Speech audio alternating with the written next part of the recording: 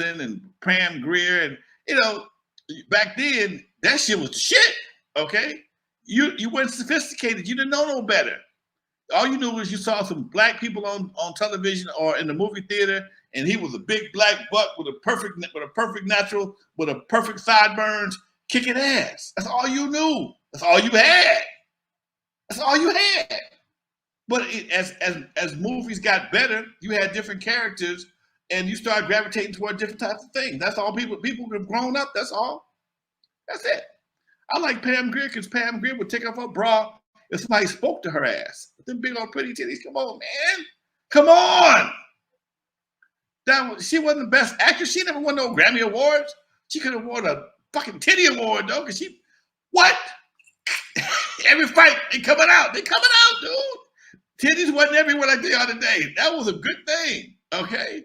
You 16 years old, Pam Grier's fine ass. Pam Grier might be about a few years older than I am, and so if I'm 15, 16, she might be 25 or something like that, dude. And you see a grown woman's chest, breast, come on, man. Come on, I don't care what she was saying. I wouldn't pay no attention no way. Turn the volume all the way down, as a matter of fact. I don't know what her lines were. I have no idea, okay?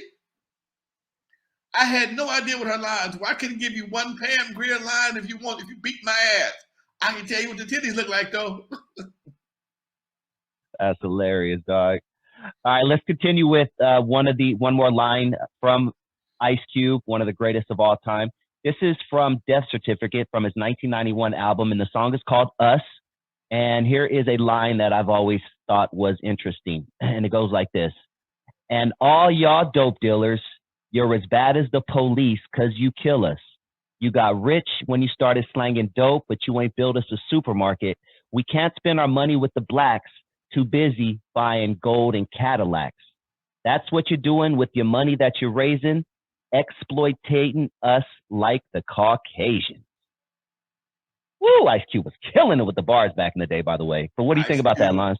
Ice Cube has always been somewhat of a gangster political rapper. I mean, he told the truth. Look, check this out, man. Check this out. When you look at cities around black community, Paramount, Cudahy, I don't know, El Monte, Downey. All that money, allegedly, all that money came from other sources, man. And I was told by a buddy of mine who was high ranking in the Mexican organization that they stopped doing business with blacks for a while because they did dumb shit with the money. They didn't do nothing with the money. They just dressed it up and wait for the fans to bust their ass. They started reinvesting in their own community. They started doing their own thing, dude. They legitimized their money. They got more banks. They got more grocery stores. They did the same thing we did. They came in after us, and they still found ways to make their community better.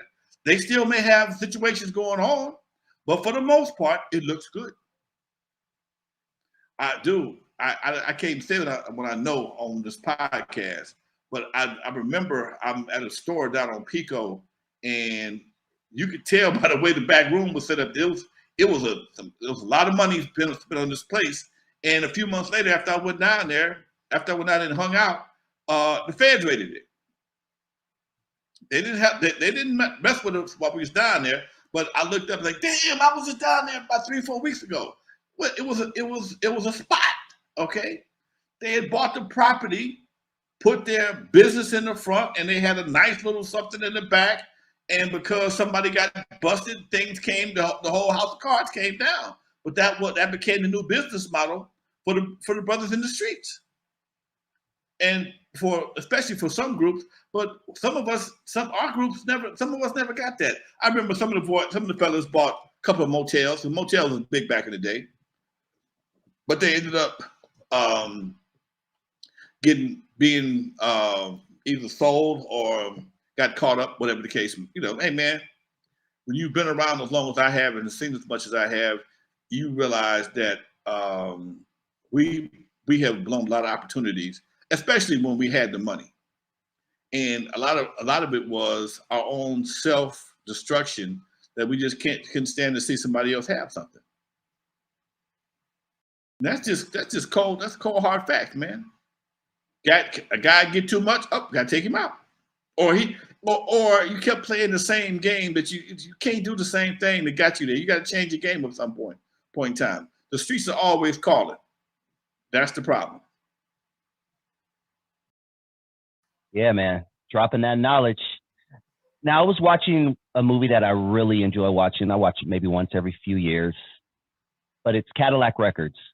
And if anyone has not watched Cadillac Records, I would highly suggest it. It's a great movie about the beginnings of blues and rock and roll, especially, you know, how we created it and it was stolen from us, for lack of better words. But there's a scene in Cadillac Records that always is very powerful to me, and I would love to discuss it with you. Now, anyone who doesn't know the movie, whenever you join the record label, they gave you a Cadillac. That was, you know, hey, here's a Cadillac, big old shiny Cadillac. And to a lot of people, that's like, oh my God, that's awesome. Well, there's a scene in the movie where Howlin' Wolf, one of the legends of blues, pulls up in a crappy truck. And throughout the movie, he denies money from the label. He says things like, I don't want to borrow money against the store, things like that. And at the end of the movie, he was the one that seemed to have, you know, the money while everyone else was broke, unfortunately. But you know, what are your thoughts on that, Lonzo? You know, just in general in the music business, of people who are quick to take the shiny object, you know, maybe give up their ownership and things like that, you know, just for that quick buck. You know, when you never had nothing and somebody offer you something, you always think it's somebody doing you a favor. But you don't know what that something is going to cost in the long run. And you're talking about people who are sharecroppers from down south Mississippi. I mean, Muddy Waters started off. You see, he's in a field. His first record was recorded in the trunk of a car, guitar, no amplifier, just singing to a phonograph in the trunk of a car. And these people weren't educated, and the people who was doing business with them knew they weren't educated. They knew they weren't educated, and they knew putting that X on that contract was going to solidify to any judge that I said what I said. This is what he told me. He agreed to me not paying him no money. But again, here we are in 2024. We have the same issue right now. People will sign the first thing you put in front of them if enough zeros is in front is somewhere on that contract. Cadillac Records was probably near and dear to me because I know people that was in that Cadillac Records. My first manager